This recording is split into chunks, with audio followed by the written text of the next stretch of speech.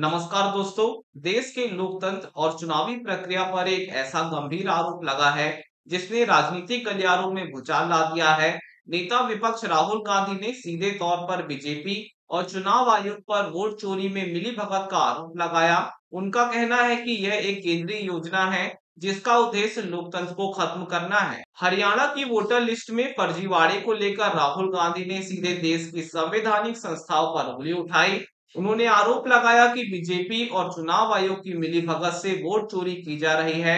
ये पूरा खेल सेंट्रलाइज तरीके से किया जा रहा है। ये आरोप इसलिए भी महत्वपूर्ण है क्योंकि राहुल गांधी ने सीधे देश के शीर्ष नेतृत्व को निशाना बनाया। उन्होंने कहा कि वोटर लिस्ट की गड़बड़ियों को सुधारने का काम चुनाव आयोग का है, लेकिन वह भी इस वोट चोरी में शामिल है।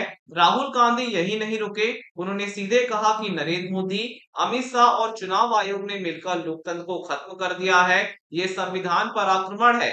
ये बयान दिखाता है कि विपक्ष इस धांधली को लोकतंत्र के मूल सिद्धांतों पर हमला मान रहा है। राहुल गांधी ने वोट चोरी के अपने आरोप को साबित करने के लिए बल्क वोटर्स का चौंकाने वाला आंकड़ा भी पेश किया।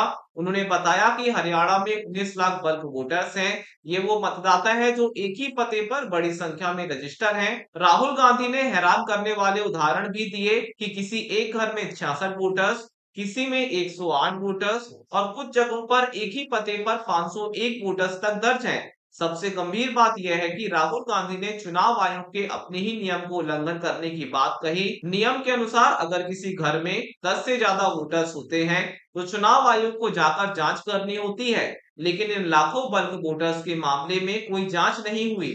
यह स्पष्ट दिखाता है कि चुनाव आयोग ने जानबूझकर अपनी संवैधानिक जिम्मेदारी नहीं निभाई। नमस्कार।